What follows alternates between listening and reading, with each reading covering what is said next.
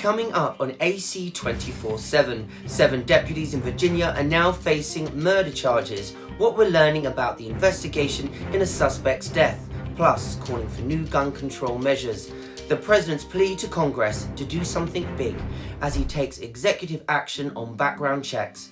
And George Santos is again denying new claims. Hear his response and we'll give you a preview of the new Advocate cover story.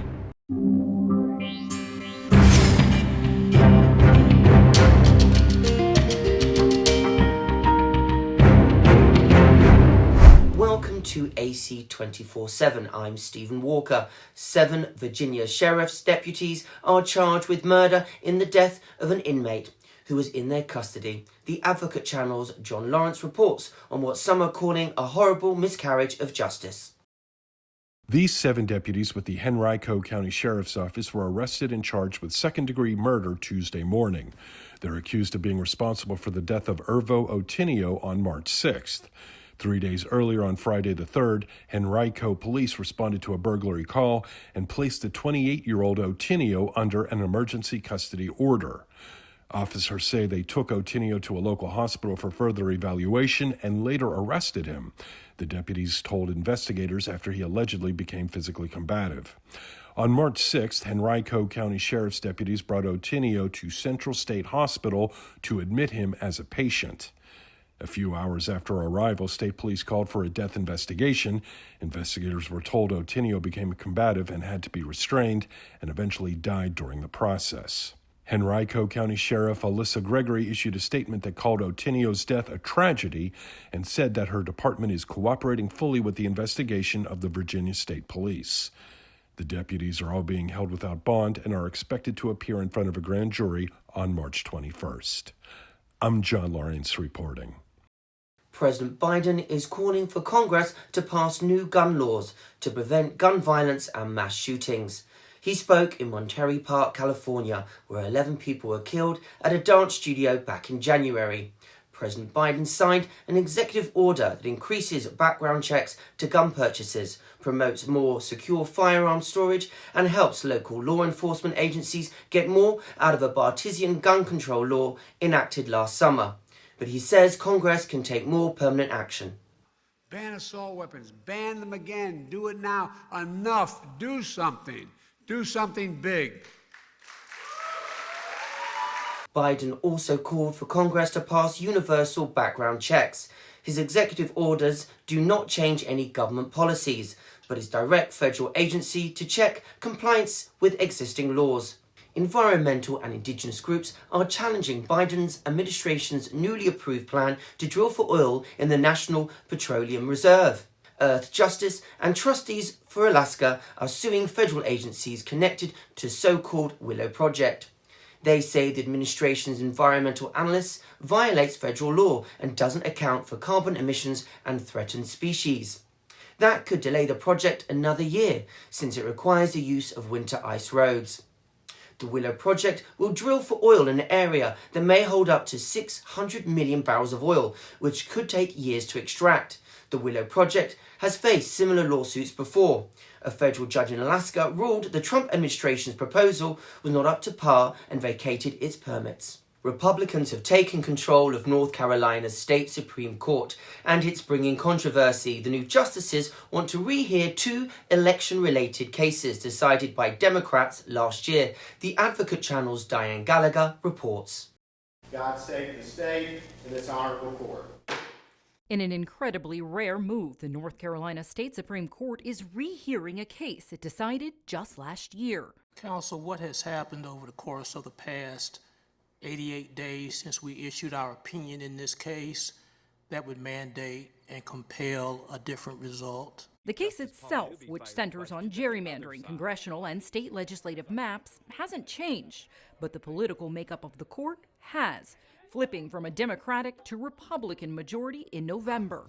The impact of this judicial redo could stretch far past the Tar Heel state, where the 14 congressional districts are evenly split between the parties, even shaping who controls the United States House of Representatives in 2024 and beyond. It's extremely unusual.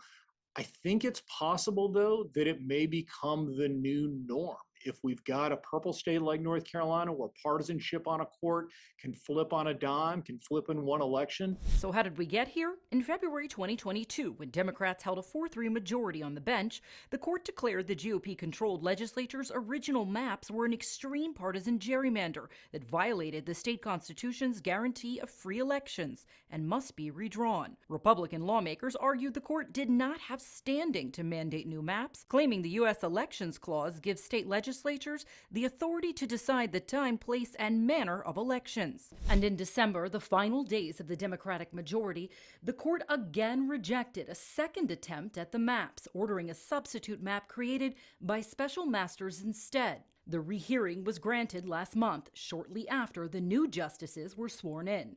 Today, the Democratic justices once again pointing out the constitutional right to free elections. If the maps don't fairly reflect the voting strength of the people of the state, aren't you essentially seeking to prevent voters from exercising control over their own government? In a statement, North Carolina GOP Chairman Michael Whatley says the case was about, quote, reestablishing the proper constitutional roles. The goal line has moved in some ways. It used to be conversations about, is this a gerrymander? Now the conversation is, does the court even have the right to rein in a gerrymander, or can state legislatures do essentially what they want to do? A new report from the CDC shows that a government program designed to fight HIV has helped save the lives of millions. The President's Emergency Plan for AIDS Relief, also known as PEPFAR, has delivered life-saving treatment to more than 20 million people in over 50 countries. The CDC's global HIV director says the program's main mission is to provide health access to AIDS and HIV treatment and combat some of the health inequalities around the globe. PEPFAR was launched by former President George W. Bush 20 years ago and is up for reauthorization this year. What You Won't Do for Love singer Bobby Caldwell has died. Caldwell's wife, Mary, announced the singer's death on Twitter, saying, quote, Bobby passed away here at home. I held him tight in my arms as he left us.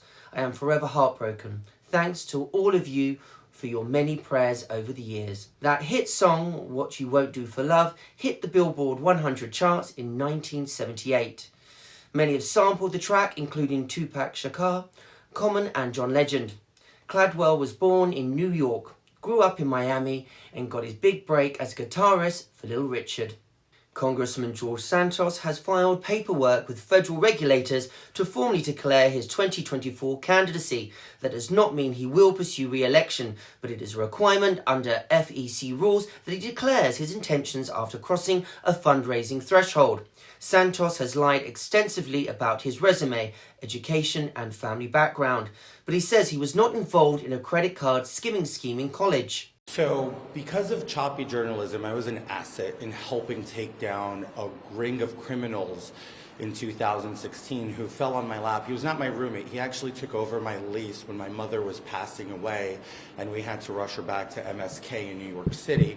FBI. I'm adamant he lied to the FBI because the FBI had all the information they needed and extracted all the information of their whereabouts, what they were doing, what they were sharing. They put me in a group chat to get help for them. I did exactly as I was instructed at the time by law enforcement.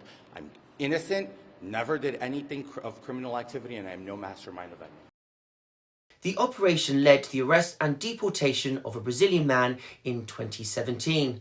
Politico is reporting that the man is now saying in an alleged sworn statement to the FBI that Santos taught him how to clone ATM and credit cards and oversaw the skimming operation. The FBI and Justice Department have not commented on the case. The new cover story for The Advocate is called Clown Show, Why George Santos and the Idea of LGBTQ+ Republicans is Still a Joke. You can read about Santos, the challenges GOP leaders face with LGBTQ+ voters, and the history of LGBTQ+ Republican office holders, dating back to the 1980s, and the lies that those lawmakers told.